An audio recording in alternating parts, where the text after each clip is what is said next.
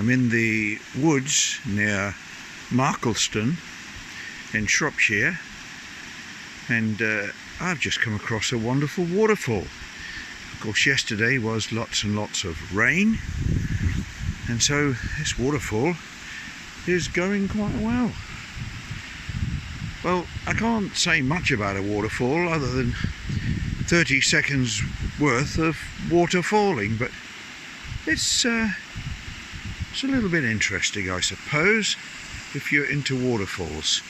It's only small. There it goes, tumbling down there. There it goes. So that's it. Little waterfall in Shropshire in Mucklestone, I think it is, in Shropshire.